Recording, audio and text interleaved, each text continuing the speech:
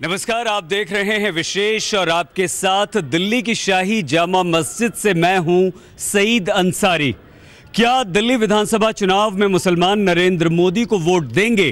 क्या नरेंद्र मोदी के प्रति मुसलमानों का नजरिया बदल रहा है? क्या नरेंद्र मोदी का विकास मॉडल और एजेंडा मुसलमानों को पसंद आ रहा है? और ये तमाम सवाल इसलिए खड़े हो रहे हैं क्योंकि रविवार को दिल्ली में प्रगतिशील मुस्लिम समुदाय की एक बैठक हो रही है जिसमें नरेंद्र मोदी को वोट देने पर विचार किया जा सकता है।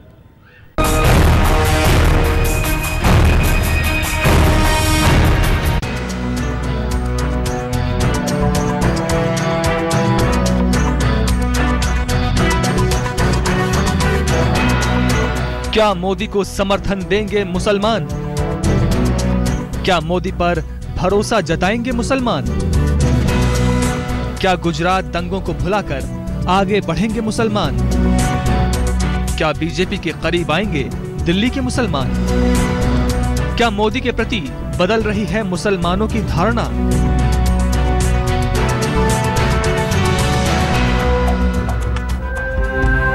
मुसलमानों के दिलों में गुजरात दंगों की दहकती आग को बुझाने की कोशिशें अरसे से कर रहे हैं Narendra Modi.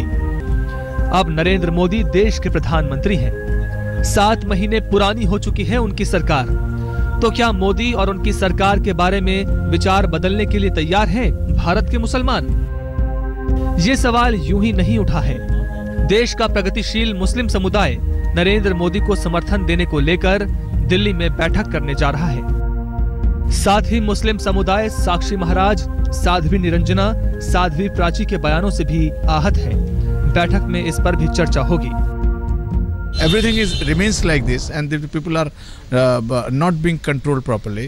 I think we will have a very bad image internationally, and we will also be having a lot of unrest in the country. So we are worried as an Indian. We are worried about the whole thing. So we want to have a discussion. जो खबरें मिल रही हैं उनके मुताबिक दिल्ली के India habitat centre में देश का प्रगतिशील मुस्लिम समुदाय इकट्ठा हो रहा है। ये लोग एक बैठक के जरिए आगे का रास्ता तय करने वाले हैं। बड़े मुस्लिम नेताओं और धर्म गुरुओं के साथ दिल्ली के इंडिया हैबिटेट सेंटर में रविवार को मुस्लिम समुदाय जब एक साथ बैठेगा तो मुसलमानों से जुड़े तमाम मुद्दों पर बातचीत होगी। आधुनिक सोच का मुसलमान किस रास्ते पर चले, इस पर भी फैसला होगा। साथ ही साक्षी महाराज, साध्वी निरंजना और साध्वी प्राची के बयानबाजी के बाद मुसलमान क्या रुख अख्तियार करे, इस पर भी रणनीति बनाई जाएगी।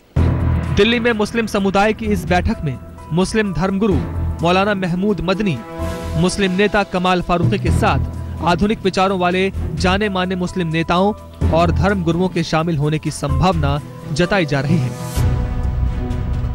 इस बैठक में पेशावर और पेरिस में आतंकी हमले और बढ़ती कट्टरता पर बात होगी।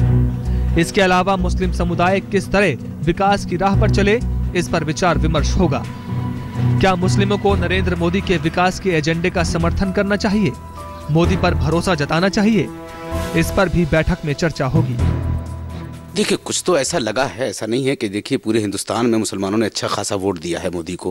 वो सिर्फ मोदी के चेहरे को लेकर के वोट दिया था, लेकिन अब मुझे लग रहा है कि मुसलमानों को सोचना पड़ेगा।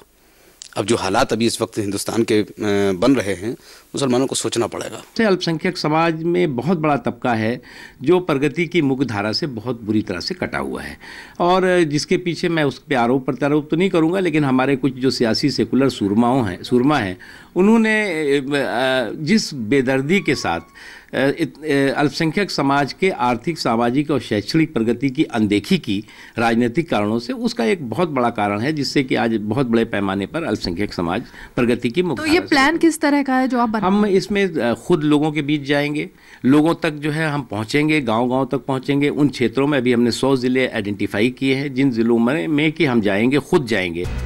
प्रधानमंत्री नरेंद्र मोदी ने मुसलमानों का भरोसा जीतने के लिए अपनी तरफ से कोई कोर कसर छोड़ी नहीं। यहाँ तक कि अपनी अमेरिका यात्रा से ठीक पहले उन्होंने बीबीसी को दिए इंटरव्यू में भी मुस्लिमों का दिल जीतने की भरपूर कोशिश की। Indian Muslims will live for India. They will die for India. They will not want anything bad for India. 2002 के गुजरात दंगों के बाद से ही नरेंद्र मोदी मुस्लिम समुदाय के निशाने पर रहे हैं, लेकिन करीब 1.5 दशक में थोड़ी बर्फ पिघली भी है। मुस्लिमों का प्रगतिशील और पढ़ा लिखा तबका नरेंद्र मोदी के प्रति नरम है। लोकसभा चुनावों में भी मोदी को मुस्लिम वोट मिले हैं। दिल्ली की इस बैठक के बाद अगर मुस्लिमों ने नरेंद्र मोदी का समर्थन करने का फैसला किया तो दिल्ली की जंग की सूरत ही कुछ और होगी। सीमी पाशा के साथ जावेद अंसारी, दिल्ली, आज तक। जनसंघ के उदय के साथ ही मुसलमानों ने उससे किनारा कर लिया था। बीजेपी बनी तो उसका चोला जरूर बदला, लेकिन चरित्र नहीं बदला था। कट्टर हिंदुत्व के चलते मुसलमान बीजेपी से दूर रहे और बीजेपी मुसलमानों के लिए हमेशा से ही अछूत बनी रही। अटल बिहारी वाजपेयी जरूर मुसलमानों का कुछ हद तक दिल जीतने में कामयाब रहे थे, तो क्या नरेंद्र मोदी जीत पाएंगे मुसलमानों का दिल?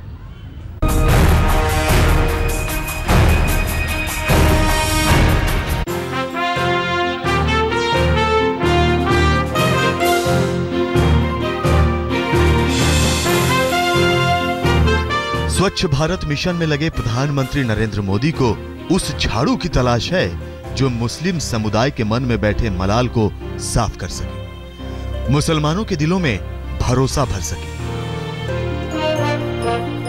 ये कोशिश बहुत पुरानी है, तलाश पुरानी है। जब गुजरात के मुख्यमंत्री थे तब मुस्लिमों का दिल जीतने के लिए सद्भावना मिशन चलाया, तो मुस्लिम कारोबारियों के साथ कदमताल भी किया। मोदी साहब की हैसियत बहुत ऊंची बन गई है आलमे दुनिया में, यानी दुनिया के बड़े लीडरों में अब उनकी गिनती होती है, उनका शुमार होता है। मैं नरेंद्र दामोदर मोदी ईश्वर की शपथ लेता हूं कि नरेंद्र मोदी पूर्ण बहुमत वाली सरकार के मुखिया बने तो सबका दिल जीतना उनके एजेंडे में शामिल हुआ।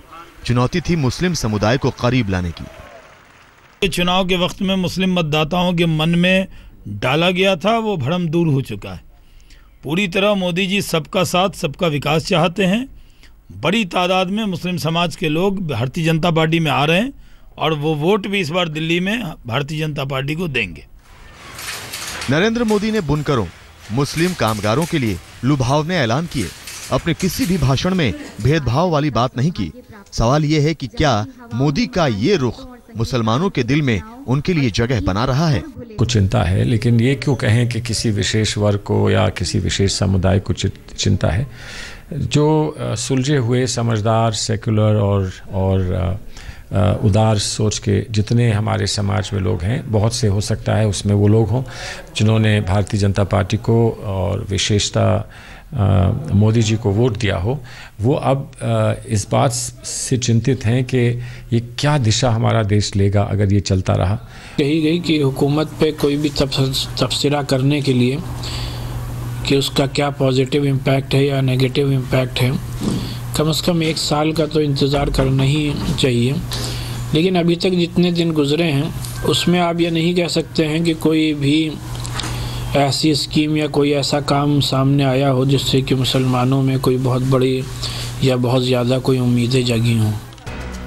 मुस्लिमों का उच्च वर्गीय और प्रगतिशील तबके के तमाम लोग नरेंद्र मोदी के करीब हैं। बॉलीवुड से लेकर दूसरे संपन्न मुस्लिम वर्ग में नरेंद्र मोदी की छवि काफी अच्छी है।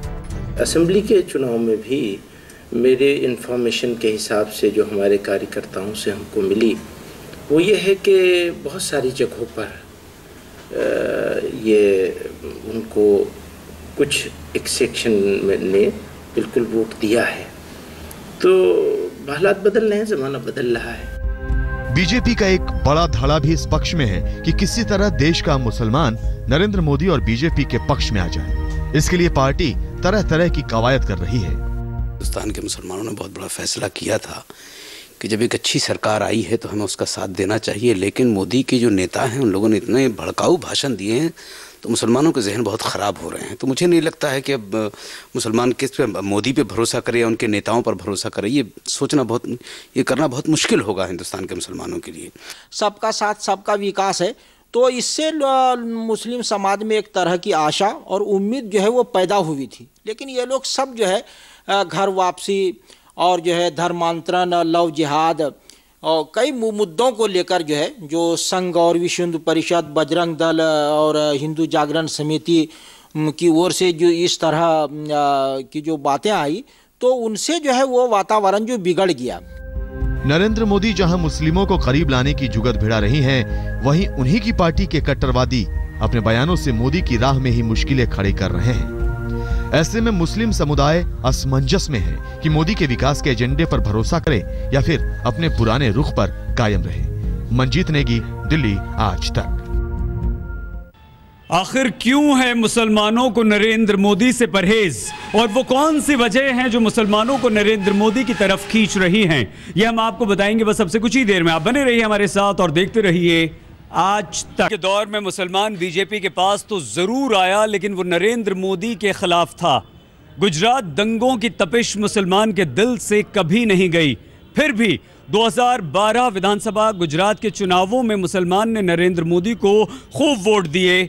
लोकसभा चुनाव में भी दाल में नमक के बराबर ही सही, लेकिन मुसलमानों ने नरेंद्र मोदी को वोट दिए।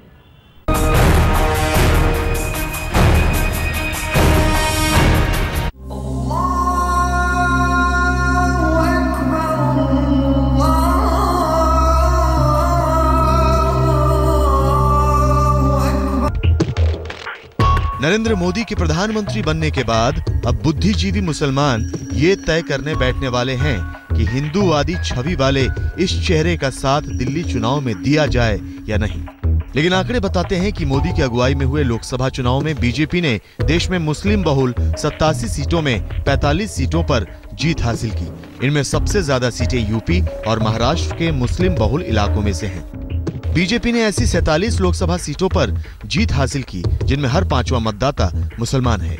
इससे पहले 2012 के गुजरात विधानसभा चुनाव में भी बीजेपी 12 मुस्लिम बहुल सीटों पर जीत दर्ज करने में कामयाब हुई थी।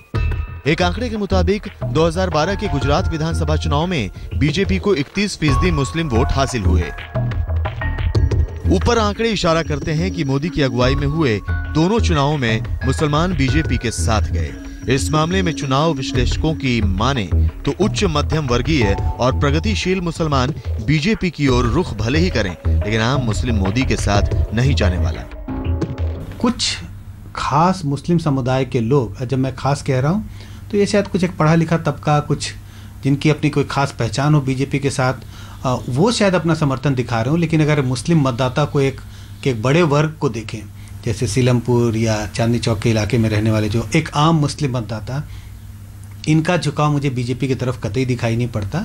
ऐसा पिछले 2013 के विधानसभा चुनाव में भी हमने देखा था कि लगभग 10-12% ही मुस्लिम वोट बीजेपी की तरफ गए थे। बहरहाल जो भी हो, अब तक मोदी मुसलमानों के बड़े तबके के लिए अछूत थे। अब पहली बार है कि प्रगतिशील मुसलमान मोदी को उस दायरे से बाहर लाकर विचार के उस मंच तक ले आने वाले हैं जहां यह तय होगा कि मोदी के साथ चलें या मुंह फेर कर चलें। सिमी पाशा के साथ जावेद अंसारी, दिल्ली आज तक। क्या मुसलमान गुजरात दंगों की याद भुलाकर अब आगे बढ़ने की कोशिश कर रहा है? यह हम आपको बताएंगे अब से कुछ ही देर में। आप बने रहिए हमारे साथ और देखते रहिए आज तक। राजनीतिक दलों के लिए वोट बैंक बना रहा मुसलमान लंबे वक्त तक कांग्रेस के साथ रहा। उत्तर प्रदेश में मुसलमान कभी मुलायम सिंह यादव तो कभी मायावती के साथ जाता हुआ दिखाई दिया। तो इस बार मुस्लिम समुदाय की इस बैठक में क्या कोई नया फैसला लिया जाएगा?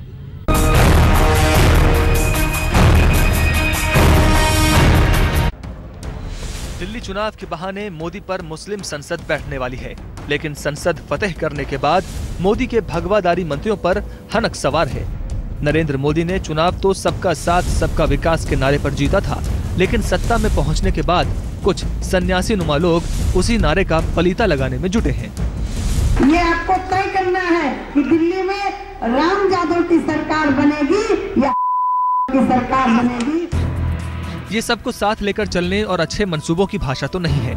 इस भाषा में नरेंद्र मोदी के भाषणों का संदेश नहीं, बल्कि वो कट्टरता झलकती है जिसके दायरे से मोदी खुद को बड़ी मेहनत से निकालने में कामयाब हुए हैं। सरकार बनाने के बाद से मोदी के गेरुआ चोलाधारी मंत्री ध्रुवीकरण के लिए अनाप शनाप बयान दे रहे हैं। न इनकी जुबान को लगाम है, न इन पर कोई लगाम लगाने वाला, वरना एक के बाद एक ऐसे बयान न आते। हम स्वामी जी के भाषण पर, प्रवचनों पर अपने को जोड़ते हुए निवेदन करना चाहते हैं, कम से कम 4 बच्चे पैदा करो। जब इन साहब का तमाम विरोध हुआ तो बीजेपी ने रस्मी तौर पर इन्हें नोटिस भी थमाया, लेकिन मोदी के इन मंत्रियों की भाषा बताती है कि माहौल ऐसा बनाने की तैयारी है कि मुसलमान शायद ही मोदी के साथ चलें। अगर मोदी चाहते हैं कि सबका साथ सबका विकास हो तो फिर ऐसी भाषा पर लगाम कसनी होगी। लखनऊ में अनूप श्रीवास्तव के साथ आज तक ब्यूरो। दिल्ली विधानसभा चुनाव में मुसलमान इस बार क्या मोदी का साथ देंगे? दिल्ली की शाही जामा मस्जिद से विशेष में आज के लिए बस इतना ही। देश और दुनिया की हर अहम खबर के लिए आप देखते रहिए आज तक।